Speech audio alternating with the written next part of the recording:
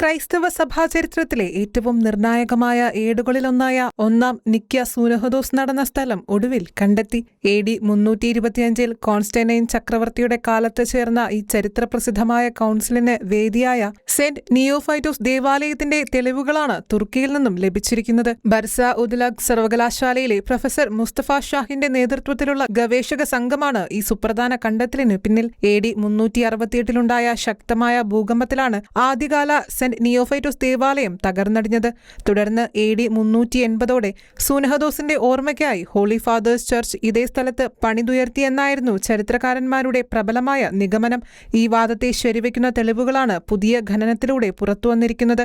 നിലവിലുള്ള പള്ളിയുടെ അവശിഷ്ടങ്ങൾക്ക് താഴെയായി പഴയ ചുവരുകളുടെ അവശിഷ്ടങ്ങൾ, തറയോടുകൾ, കൂറ്റൻ തൂണുകളുടെ തറഭാഗം എന്നിവ ഗവേഷകർ കണ്ടെത്തി. നേരത്തെ കണ്ടെത്തിയ തറയോടുകൾ നിലവിലുള്ള നിർമ്മിതിക്കും അപ്പുറത്തേക്ക് വ്യാപിച്ചു കിടക്കുകയാണ്. ഈ പള്ളിക്ക് താഴെ അതിലും പഴക്കമുള്ള മറ്റൊരു വലിയ ഘടന ഉണ്ടായിരുന്നുവെന്നത് ഈ കണ്ടെത്തൽ സ്ഥിരീകരിക്കുന്നു.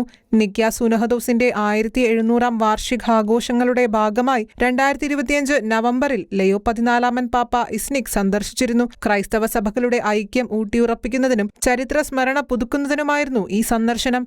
പുതിയ കണ്ടെത്തലുകൾ പുറത്തുവന്നതോടെ ലോകമെമ്പാടുമുള്ള സഭാ ചരിത്രകാരന്മാർക്കും ഗവേഷകർക്കും ഇത് വലിയ ആവേശമാണ് പകരുന്നത്.